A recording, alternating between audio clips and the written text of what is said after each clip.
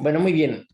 Miren, lo que vamos a hacer es ver un, eh, algunos de los programas más importantes que hay para PC, que son básicamente la plataforma que se usa para hacer programas de ajedrez. Hay también programas, desde luego, en Mac y en Linux, pero por alguna razón la PC ha tenido mucho más éxito en ese sentido y probablemente tenga que ver con el hecho de que la PC es una computadora como de código abierto, por decirlo de es de hardware abierto. Es decir, IBM desarrolló la PC y se le ocurrió poner sus planos accesibles a todo el mundo, y por eso salió Dell y salió Compaq y salió un montón de empresas que hacen motherboards para computadoras, ¿no? Los chinos hacen montones de motherboards diferentes, desde luego cada vez más poderosos y quizás mejores que el original de IBM, pero claramente eso es lo que hace que los sistemas florezcan, ¿no? Vean el ejemplo de Mac contra PC.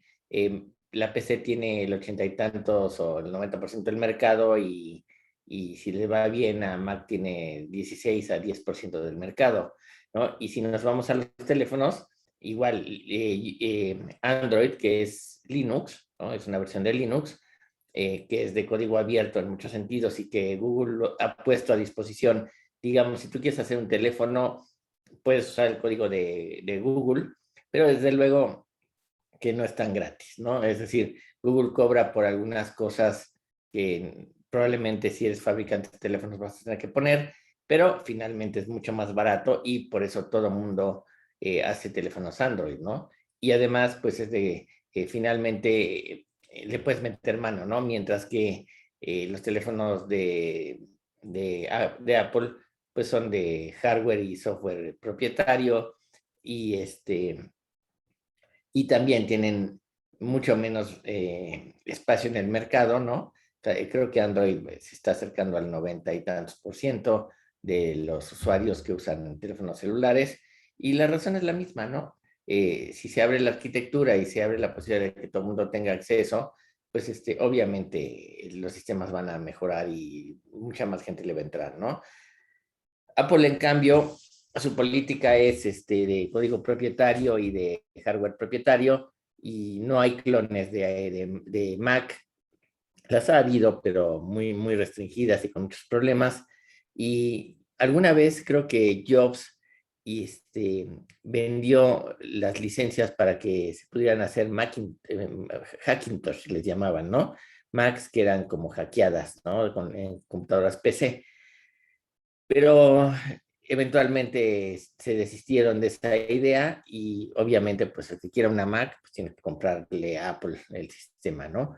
Y como todo, pues tiene sus pros y sus contras. Una de las cuestiones que hace Mac, o sea, Apple, es que vende un poco, pues algo así como el privilegio de usar este tipo de computadoras, ¿no? Así como que eres especial, único e irrepetible, mientras que la PC es como para toda la raza, ¿no? Para todo el resto de los mortales. Y bueno, pues durante años han favorecido esa imagen de elitismo, ¿no? Empezando por los teléfonos, cuando decían, cuando mandabas un mensaje y siempre venía un letrero que decía enviado desde mi iPhone, ¿no? Yo no sé en qué momento fue más importante el mensaje, al mensaje fue más importante de qué dispositivo se enviaba. Es como si yo les dijera, denme la hora, y me dijeran, son ¿qué? Las 8:16, enviados desde mi Rolex. ¿Quién dijo que lo que importa es la hora, no desde dónde salió la hora, no? Dijo yo. En fin, el caso está en que vamos a ver algunos de los programas más interesantes que ha habido en las computadoras PC y que siguen siendo importantes, ¿no? En este caso, antes de llegar a los programas de microcomputadoras en los años 80, ya he mencionado que Ken Thompson hizo un programa que le llamó Belle, ¿no? ¿Por qué trabajar en los laboratorios Bell? ¿No? Ken Thompson, si no saben quién es el que desarrolló Unix, y con Dennis Ritchie trabajó también en el lenguaje C, ¿no? Al finales de los años 60. Cabe decir que Unix era un proyecto de estos dos personajes, y fue un proyecto abierto, y entonces si algún universitario o alguna universidad quería el código de Unix, lo que tenía que hacer era pedírselos a Ken Thompson o a Dennis Ritchie, y estos le mandaban una cinta que tenías que mandárselas para que ahí te copiaran el código. Pero a Laboratorios Bell como que no le gustó esa idea mucho y entonces eventualmente, pues como el desarrollo se había hecho en los laboratorios Bell, vendieron una versión de Unix,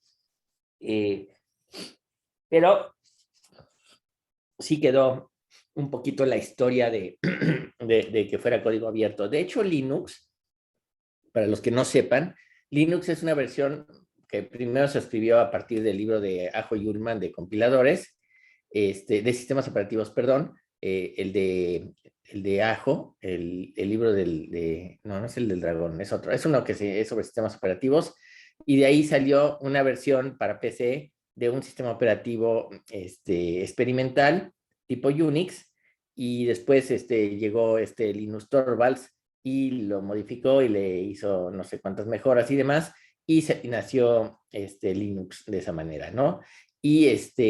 Pero para evitarse derechos de autor y problemas de demandas y demás, prácticamente todas las funciones de Linux, del sistema operativo, se reescribieron de cero, ¿no?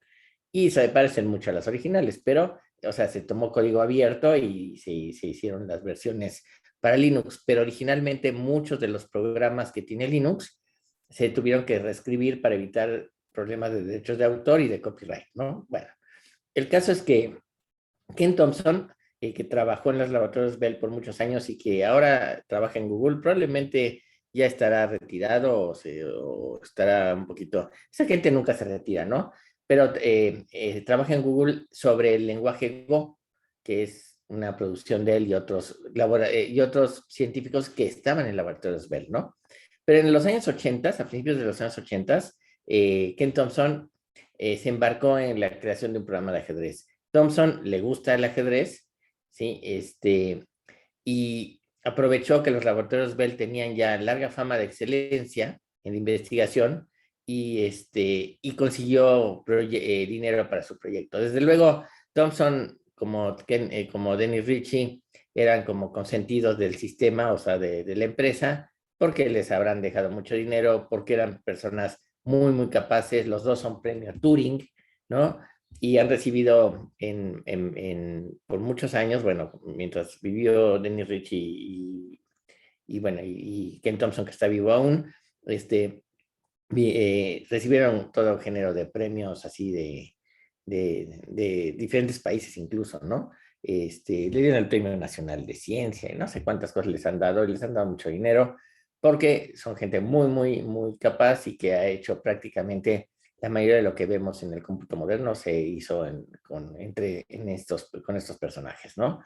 Bueno, Belle, ¿no? Fue un programa de ajedrez escrito por Ken Thompson y el hardware dedicado lo hizo Joe Condon. Es decir, esto todo ocurrió en 1983 y la realidad es que primero fue un programa, pero debido a las necesidades del sistema, es decir, que corriera más rápido, que buscara jugadas, que hiciera la lista de jugadas posibles más rápidamente, que creara los árboles de variantes, en fin, todo lo que tiene que hacer un programa de ajedrez, decidieron desarrollar hardware, es decir, tarjetas con hardware, ¿no? Que tuviese los chips necesarios para hacer las cosas más rápidas, ¿no? La máquina Bell logró un desempeño de 2250 puntos C, lo que es más o menos la fuerza de un maestro de ajedrez, ¿no? O sea, un maestro FIDE, un poquito por ahí, ¿no? Bell ganó además el campeonato de ajedrez de computadoras del ACM 5 veces y el campeonato mundial de computadoras en 1980. De hecho, fue la primera computadora de propósito específico diseñada solamente para jugar al ajedrez. Bell era una especie de minibar, ahorita lo van a ver, era un refrigerador chiquitito. Ahorita les muestro un par de fotos. En la última versión de Bell se usaba una computadora LSI 11 de propósito general que coordinaba el hardware de la máquina. Había 3 tarjetas adecuadas para la generación de los movimientos, 4 tarjetas para la evaluación de las posiciones y una implementación de la poda alfabeta en microcódigo. La poda alfabeta, la veremos, es una versión mejorada de Minimax. Minimax es maximizar las jugadas propias y minimizar las del rival, ¿no? Es un algoritmo muy conocido y después alguien descubrió una manera de hacerlo más eficiente y le llamaron alfabeta. Es una poda porque Se crea un árbol y entonces llega el que poda el árbol y corta hasta ciertas ramas que no les ve ningún futuro, ¿no? Muy interesante cómo lo hace. Bueno, la computadora tenía 1 MB de memoria comercial para guardar las tablas de transposiciones. Eso significa que cuando la computadora analizaba una posición, la guardaba en la memoria que le llamaba, en una sección que se llamaba la tabla de transposiciones.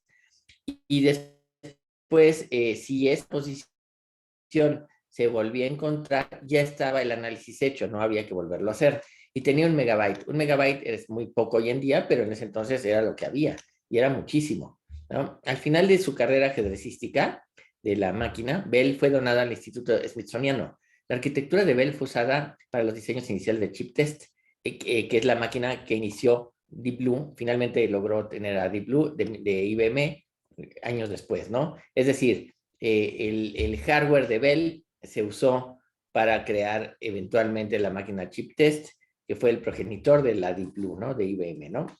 Bueno, hay que decir que el origen de Bell se remonta al 72, cuando Thomson empezó a trabajar en un programa de ajedrez en una PDP-11. Ustedes no saben lo que es una PDP-11, pero era una mini computadora. Les había dicho, ya lo había comentado, que los términos de microcomputadora, mainframes, minicomputadora, microcomputadora, etcétera, ya se han desdibujado bastante. Desde luego, mainframe pues es una máquina grande que está en un edificio y que necesita piso especial y aire acondicionado porque se calienta mucho, en fin, todo eso, ¿no?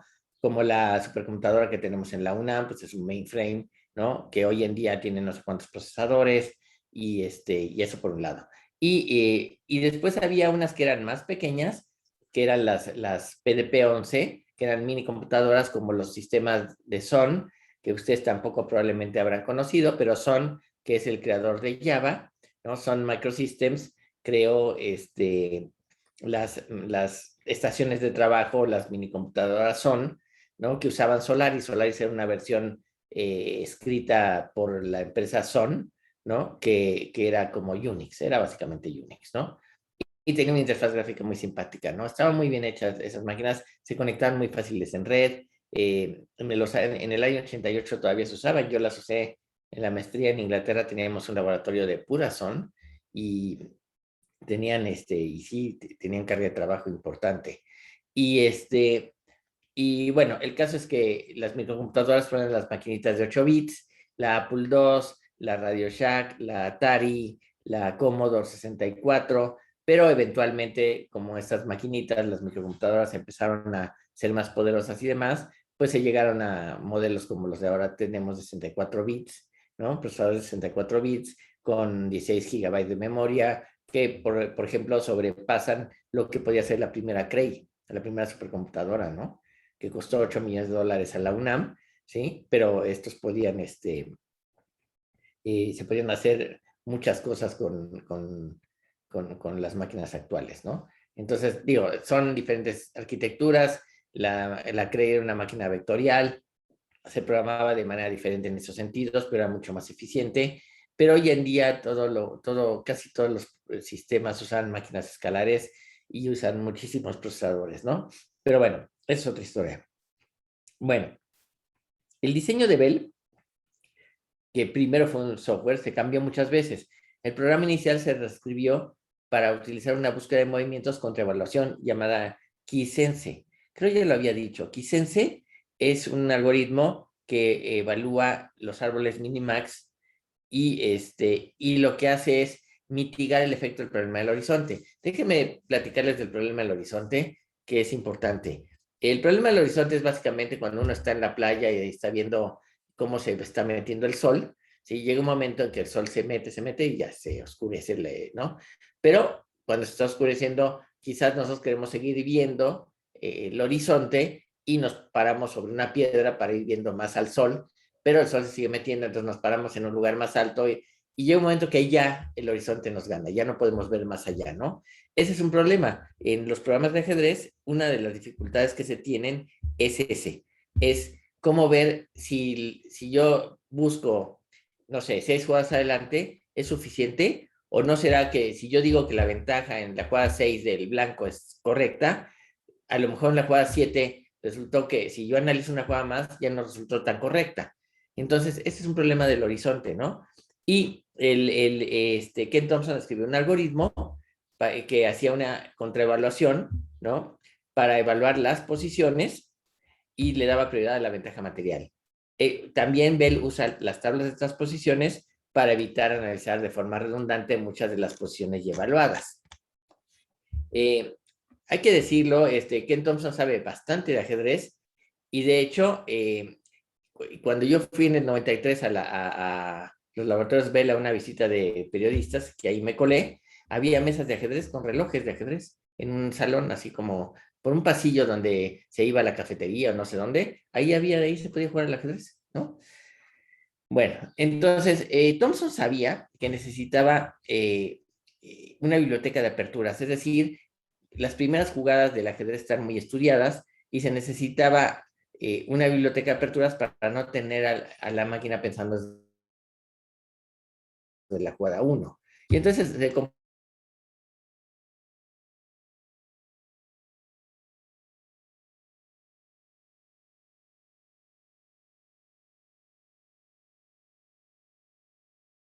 aperturas y eso alimenta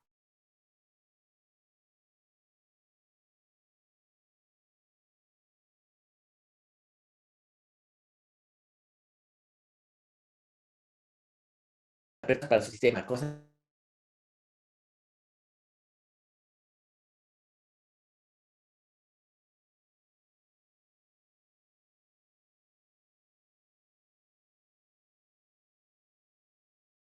bien, bueno, bien podría Ken Thompson escribir un libro que se llamara Mis grandes sucesores, que vendría a ser algo así. Kasparov, el campeón del mundo, escribió 5 tomos de ajedrez que se llaman Mis grandes predecesores, es decir, el análisis de los grandes campeones del mundo antes que él. Bueno, pues Ken Thompson podría escribir, aludiendo un poquito a esa idea, Mis grandes sucesores, después de su programa, lo que han hecho los otros programadores gracias al esfuerzo que hicieron con Bell, ¿no? Ahora, una estupenda reseña de Bell está en el libro Chess and Machine Intuition de Atkinson. Ese libro no está en PDF, lo he estado buscando. Yo lo compré, pero lo tengo en una caja, en una mudanza que se guardó en una caja y no lo he podido recuperar porque está todo en una como bodega y está todo medio amontonado, entonces hay que sentarse 5 o 6 horas para empezar a mover cajas y sacar lo que corresponde, ¿no? Pero bueno, eventualmente lo voy a recuperar. Yo creo que el libro de Chess and Machine Intuition, o sea, ajedrez e intuición de máquina, es uno de los libros más inspirados en el tema sobre la intuición de las computadoras, ¿no? Atkinson hace un desarrollo breve, pero bastante completo del arte del ajedrez por computadora y le pone mucho énfasis a lo que hizo en la máquina Bell. Bueno, eh, en estos campeonatos del mundo por computadoras, ya lo hemos platicado, muchas veces los sistemas no tenían límites. Por ejemplo, en el año 78 se jugó una partida entre un programa que se llamaba Blitz, que se convertiría en Cray Blitz, ¿no? Y fue muy importante esta primera partida que jugó contra Bell, porque analizó las consecuencias finales de un sacrificio que lleva al mate.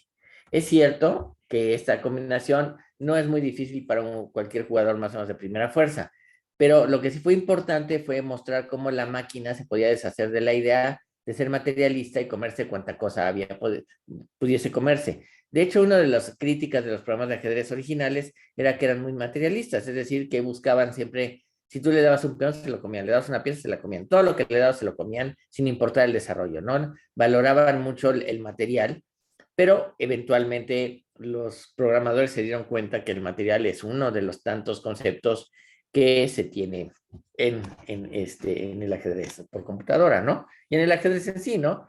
A veces el material es suficiente para que el rival se tenga que rendir. A veces el material no cuenta tanto como el desarrollo de las piezas, ¿no? Bueno, entonces hay en la posición que se analiza, que la máquina Bell le gana a Blitz, le gana un bonito final, bueno, le gana en 14 jugadas y le da mate.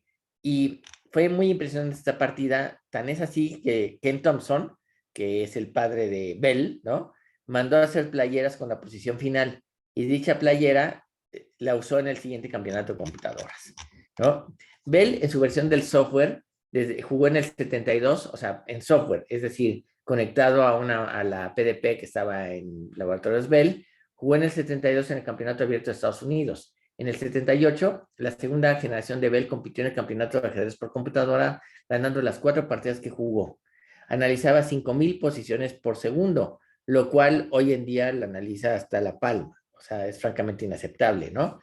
En 1980, la tercera generación de Bell ganó el tercer campeonato mundial de computadoras que se celebró en Austria, empatando con otra máquina, la llamada Chaos. En el desempate, Bell venció a Chaos e incluso anunció mate en 8 jugadas.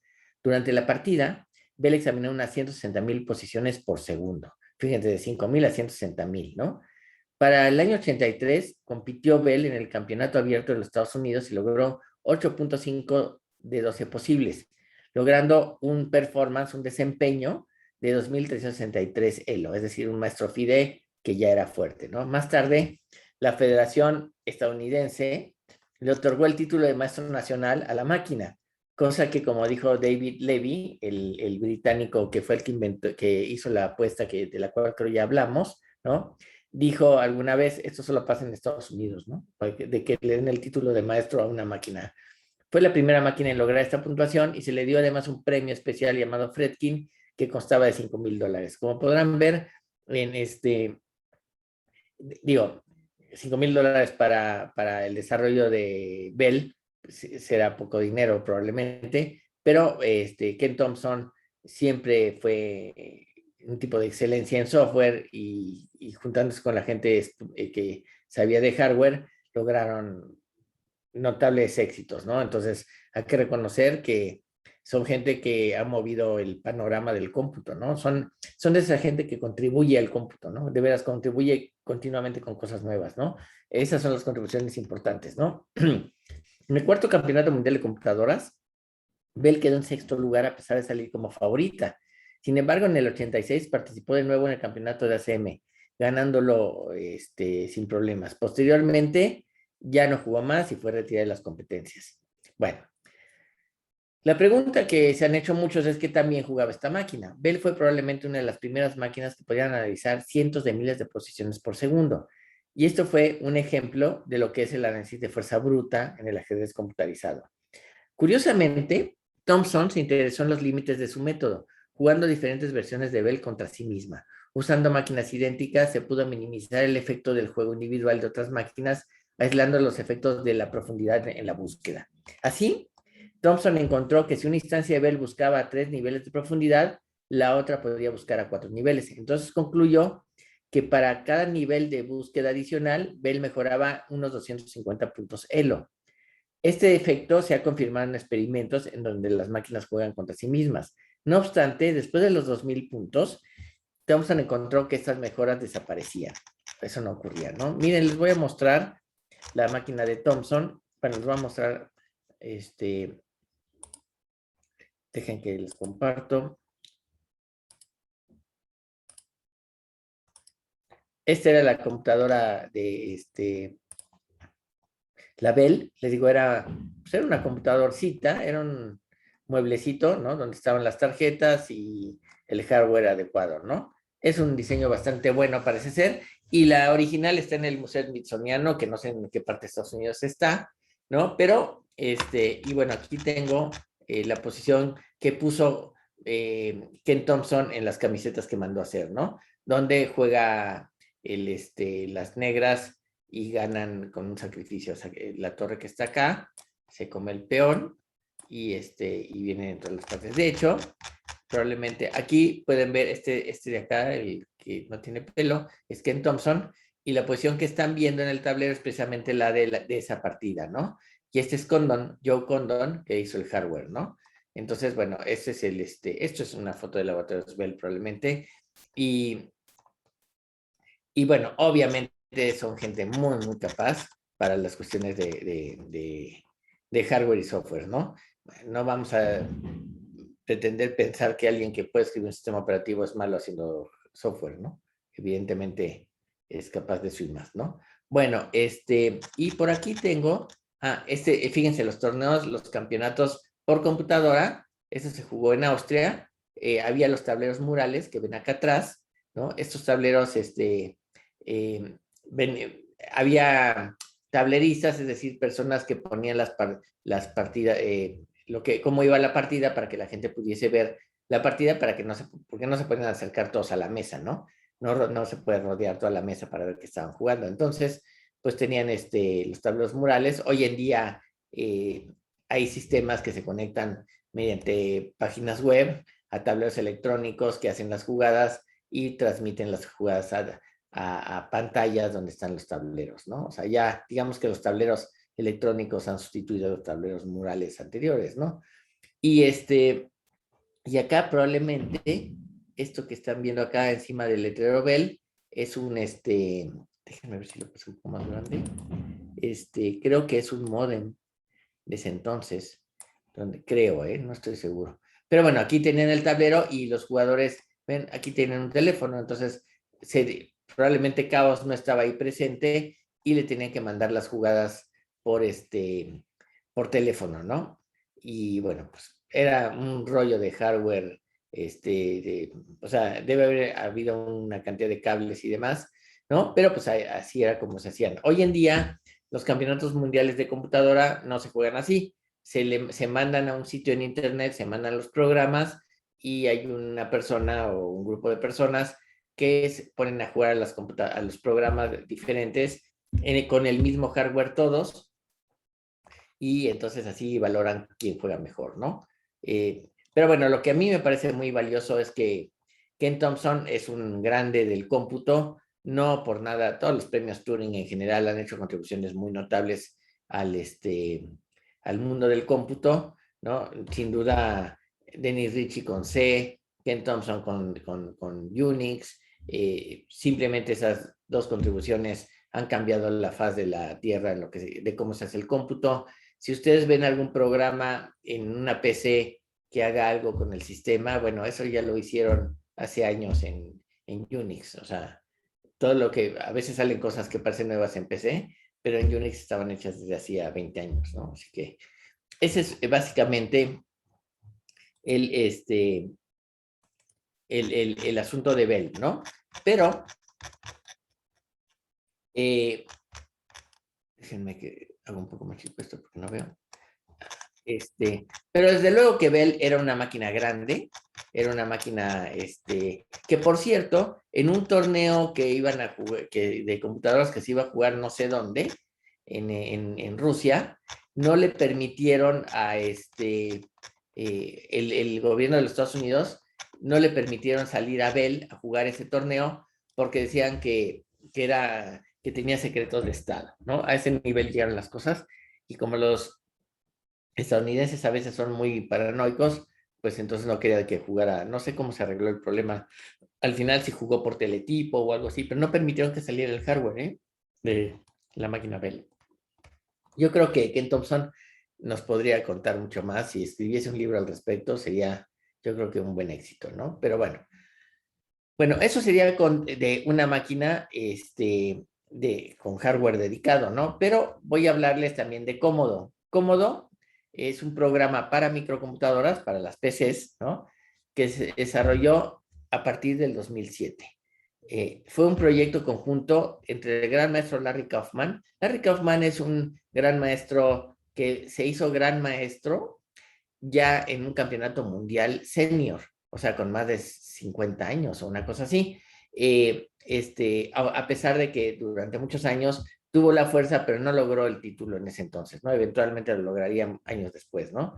No sé si 50 o 60 años, pero bueno. Larry Kaufman escribió un libro de sus memorias que yo me imaginaba mejor, me lo compré, pero no me convenció mucho, ¿no? Ahí por ahí les puedo mandar la referencia para que lo vean. Bueno, y Don Daly, ahorita voy a hablar de él, es todo un personaje, ese programador.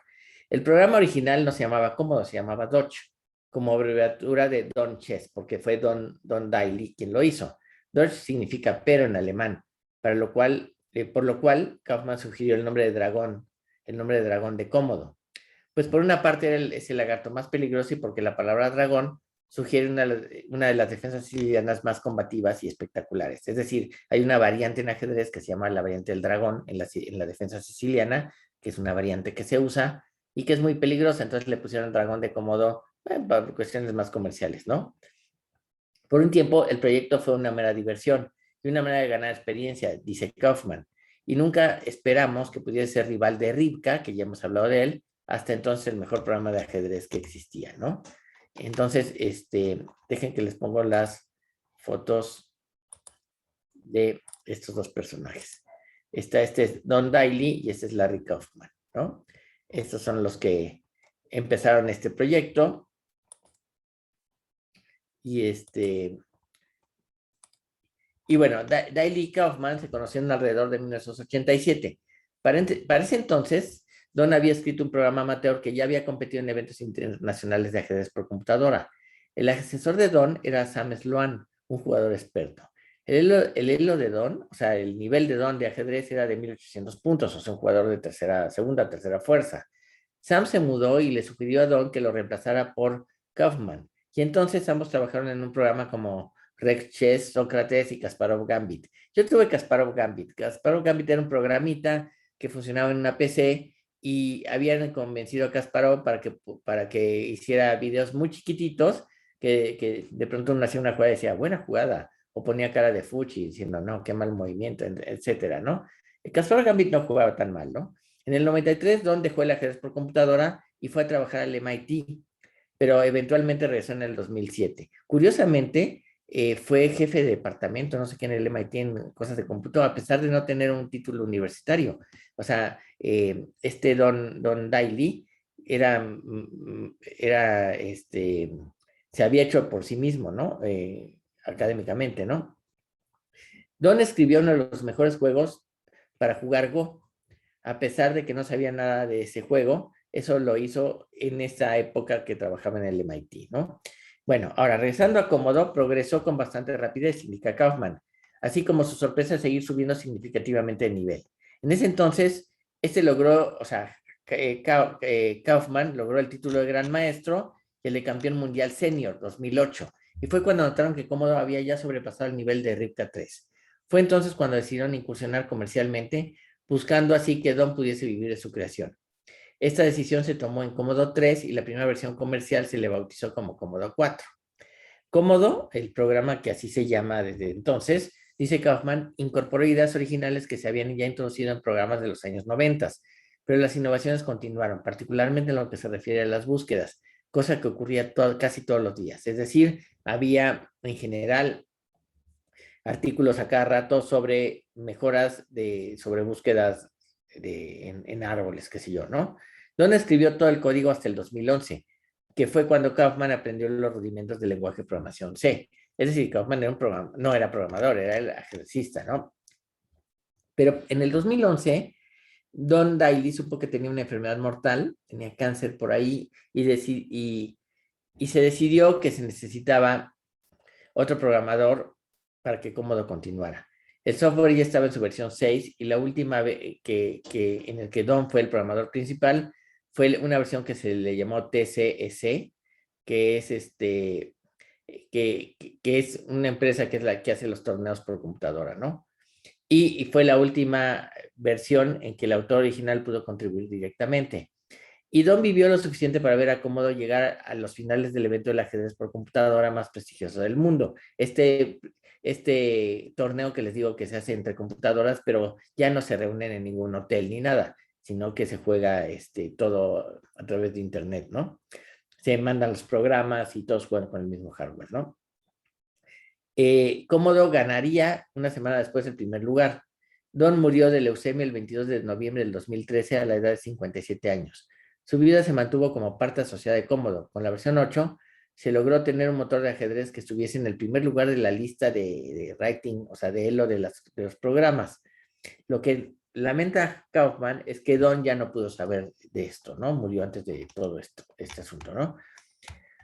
Bueno, dice Kaufman que muchas ideas se tomaron de otros motores de ajedrez de código abierto, y aunque nunca se usó código de terceros y nunca se intentó hacer nada similar a otros programas en términos de diseño o en términos de ideas, o de ideas a usar o descartar. Cada idea nueva nos retaba, dice, y era la fuente de inspiración. Bueno, hay que decir que Don Daly tuvo una vida asombrosa. Creció en un ambiente de cierta pobreza en Michigan y nunca pudo graduarse de secundaria. Muchos años después logró el diploma en educación general a través de una prueba. Aprendió de manera autodidacta a programar computadoras y jugaba al ajedrez, aunque probablemente no mucho más de 1900 puntos. O sea, un jugador apenas de primera fuerza, ¿no? Según Kaufman.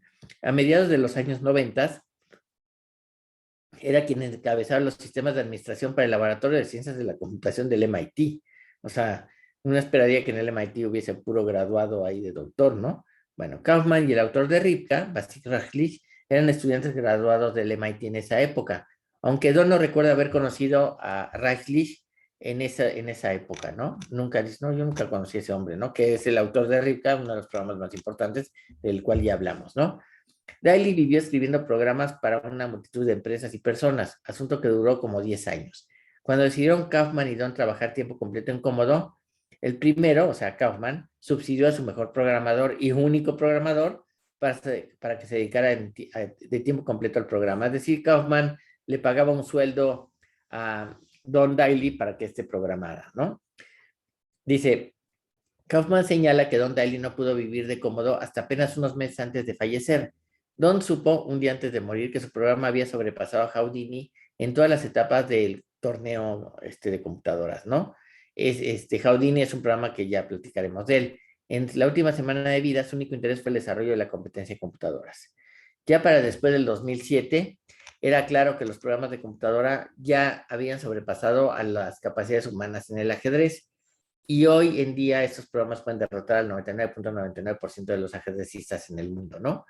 Entonces, los torneos entre máquinas y seres humanos empezaron a dejar, ya no tuvieron interés, ¿no? ¿A quién le interesaba ver a las máquinas barrer a los seres humanos, ¿no? Bueno, entonces el problema era cómo probar el avance de los motores, ¿no?